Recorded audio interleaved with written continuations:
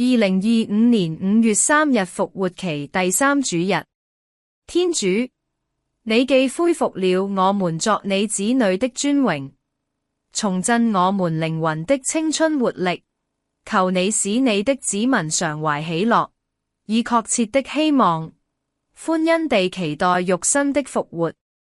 因你的聖子，我們的主耶穌基督，他和你及聖神，是唯一天主，永生永王。亞孟。使徒行傳9章1至6節。掃羅的悔改。掃羅不斷用威嚇兇悍的口氣向主的門徒說話。他去見大祭司，要求發信給大馬士革的各會堂，若是找着信奉這道的人，無論男女，都准他捆綁帶到耶路撒冷。掃羅在途中，將到大馬士革的時候，忽然有一道光從天上下來，四面照射着他，他就伏倒在地，聽見有聲音對他說：掃羅，掃羅，你為什麼迫害我？他說：主啊，你是誰？主說：我就是你所迫害的耶穌。起來，進城去，你應該做的事，必有人告訴你。同行的人站在那裡，說不出話來，因為他們聽見聲音，卻看不見人。掃羅從地上起來，睜開眼睛，竟不能看見什麼。有人拉他的手，領他進了大馬士革。他3天什麼都看不見，也不吃也不喝。耶穌與他的身體是聯合的。你為什麼迫害我？耶穌沒有說，你為什麼迫害我的門徒，而是說迫害我，表明教會與基督是一體。這也說明信徒所受的苦，主親自感受。主權與恩典交織的呼召。我就是你所迫害的耶穌。起來，進城去。掃羅本來是逼迫者，但主耶穌以主權的恩典攔截他的道路，改變他的人生。這不是掃羅尋找耶穌，而是耶穌主動尋找掃羅。重生帶來屬靈的失明與轉變。睜開眼睛，竟不能看見，他3天什麼都不吃也不喝。掃羅的失明象徵他靈裡的瞎眼，如今外在的黑暗迫使他反思。3日之後他得光明，象徵復活與重生的過程。悔改是進入新使命的起點。主沒有直接賜他異象或職分，而是要他進入城裡等候，接受他人引導。真正的使徒是從謙卑信服開始。神學與應用。逼迫者也能被神翻轉。你也許以為某些人最難信主，但沒有人超越神恩典的範圍。不要放棄為任何人禱告。基督徒經歷神的方式，可能徹底打破舊有身份。掃羅是宗教的精英，卻需要徹底倒空才能認識耶穌。我們也常需經歷破碎，才能重新被神塑造。信仰不是理論，是與復活主的遭遇。掃羅不是改信一種教義，而是遇見了一位復活的主。我們是否也活在這樣的主觀實際中？神有主權，甚至用苦難引導人歸向他。掃羅的失明與無助不是咒詛，而是成為認識主的祝福。詩篇30篇1至12節。感恩的禱告。耶和華啊，我要尊崇你，因為你救了我，不讓仇敵向我誇耀。耶和華，我的上帝啊，我呼求你，你醫治了我。耶和華啊，你救我的性命脫離陰間，使我存活，不至於下入地府。耶和華的聖民啊，你們要歌頌他，要頌揚他神聖的名字，因為他的怒氣不過是轉眼之間，他的恩典乃是一生之久。一宿雖然有哭泣，早晨便必歡呼。至於我凡事順利，就說我永不動搖。耶和華啊，你曾施恩，使我穩固如山，你轉臉不顧，我就驚惶。耶和華啊，我曾求告你，我向耶和華懇求，我被害流血，下到地府，有何益處呢？塵土豈能稱謝你，傳揚你的信實嗎？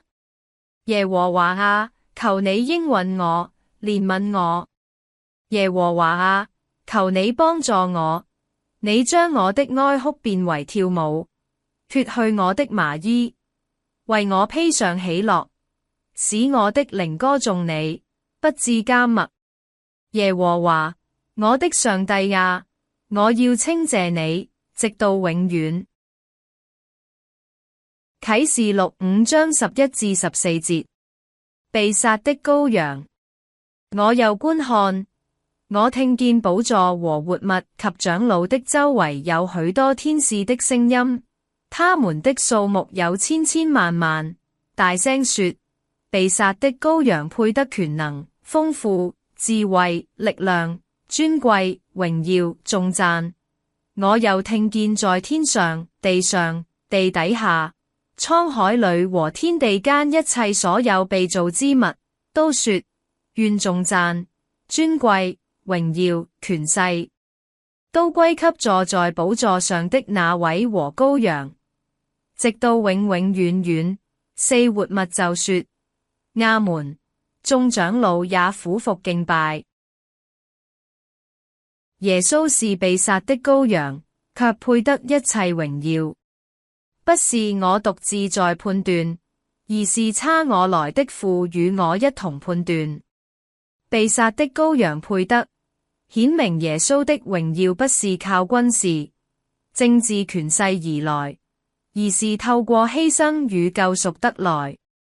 他的死不是失敗，而是勝利的代價。他配得7樣榮耀、權能、豐富、智慧、力量、尊貴、榮耀、頌讚，象徵完全的尊崇。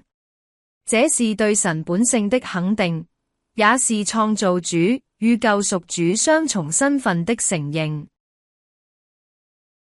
宇宙萬物的齊聲敬拜，天上、地上、地底下、滄海裏，這是全宇宙被造物的總動員，說明基督的主權遍及萬有，超越空間、時間與界限，與父神同受敬拜。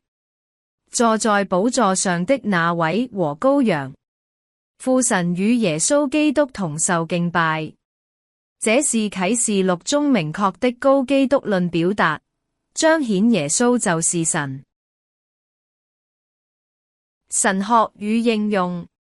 我們的敬拜是對基督十架的回應，他不是靠強權，而是被殺而配得頌讚。你是否因耶穌的愛與犧牲，心中自然湧出敬拜？你是否活出頌讚的生命？宇宙萬物都在敬拜他。作為人類，我們更應當用口舌、行為、奉獻來尊他為大。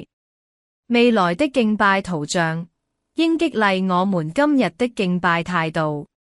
不論環境如何，當我們敬拜時，就在預嘗將來天上敬拜的榮耀光景。約翰福音21章1至19節。耶穌向7個門徒顯現。耶穌在提比里亞海邊又向門徒顯現。他怎樣顯現記在下面。西門彼得，叫低土馬的多馬，加利利的迦拿人拿但業，西庇太的兩個兒子，和另外兩個門徒，都在一起。西門彼得對他們說：我打魚去。他們對他說：我們也和你一起去。他們就出去，上了船。那一夜並沒有打着什麼。天剛亮的時候，耶穌站在岸上，門徒卻不知道他是耶穌。耶穌就對他們說：孩子們，你們有吃的沒有？他們回答他：沒有。耶穌對他們說：你們把網撒在船的右邊，就會得到。於是他們撒下網去，竟拉不上來了，因為魚很多。耶穌所愛的那門徒對彼得說：是主。那時西門彼得赤着身子，一聽見是主，就束上外衣，跳進海裏。其餘的門徒因離岸不遠，約有200肘，就坐着小船把那網魚拉過來。他們上了岸，看見那裏有炭火，上面有魚和餅。耶穌對他們說：把剛才打的魚拿幾條來。西門彼得就上船，把網拉到岸上，網裏滿了大魚，共153條。雖然魚這樣多，網卻沒有破。耶穌對他們說：你們來吃早飯。門徒中沒有一個敢問他：你是誰？因為他們知道他是主。耶穌走過來，拿餅給他們，也照樣拿魚給他們。耶穌從死人中復活後，向門徒顯現，這是第3次。三問彼得。他們吃完了早飯，耶穌對西門彼得說：約翰的兒子西門，你愛我比這些更深嗎？彼得對他說：主啊，是的，你知道我愛你。耶穌說：你餵養我的小羊。耶穌第2次又對他說：約翰的兒子西門，你愛我嗎？彼得對他說：主啊，是的，你知道我愛你。耶穌說：你牧養我的羊。耶穌第3次對他說：約翰的兒子西門，你愛我嗎？彼得因為耶穌第3次對他說：你愛我嗎？就憂愁，對耶穌說：主啊，你無所不知，你知道我愛你。耶穌說：你餵養我的羊。我實實在在地告訴你，你年輕的時候，自己束上帶子，隨意往來；但年老的時候，你要伸出手來，別人要把你束上，帶你到不願意去的地方。耶穌說這話，是指彼得會怎樣死來榮耀上帝。說了這話，耶穌對他說：你跟從我吧。復活主是供應者與差派者。耶穌在他們一無所獲的時候顯現，指引他們捕魚，預備早餐，顯明他是復活的主，也是日常生活中的供應者。你們把網撒在右邊。耶穌依然是那位使人經歷神蹟、滿足需要的主。路加福音5章初次呼召彼得時的相似場景，耶穌親自恢復彼得的身份與使命。3次提問：你愛我嗎？呼應彼得3次不認主的經歷。耶穌不是在定罪，而是在醫治與恢復他，重新委任他，餵養我的羊。你愛我嗎？愛是門徒侍奉的根基。餵養我的羊，領導與照顧教會群體是彼得的新使命。侍奉與跟隨的代價。耶穌預言彼得將如何為主殉道，強調真正的門徒身份包含受苦與犧牲，別人要把你束上。這段也隱含榮耀神的死法，顯示受苦不只是痛苦，也能是敬拜的一種形式。跟從基督是人生的召命。耶穌對彼得說的最後一句：你跟從我吧。重新門徒的根本呼召不是做什麼，而是跟從他這位主。神學與應用。在挫敗中尋見主，門徒暴如失敗，但主在岸上等他們。你是否也在困境中聽見主的聲音？他常常在最平凡處向你顯現。你願意愛主勝過一切嗎？耶穌沒有問你學會了教訓嗎，而是問你愛我嗎？侍奉主最重要的是愛的回應，而非只是責任與義務。失敗不是終點。彼得曾經跌倒，但耶穌沒有放棄他，反而讓他經歷醫治與呼召。你的過去不能限制神對你未來的使用。讓我們同心禱告。親愛的主耶穌，你沒有只要求我們做工，而是先問我：你愛我嗎，主啊？我們願意以愛來回應你的呼召。求你幫助我們每天不靠自己的能力，而是以對你的愛來服侍你的羊群。無論是在家庭、教會、工作場域或人群中，都成為你恩典的見證人。願我們不是出於責任或勉強，而是因為深愛你而願意侍奉你。主啊，請差我們去，願你使用我們，叫更多人因我們認識你。阿們。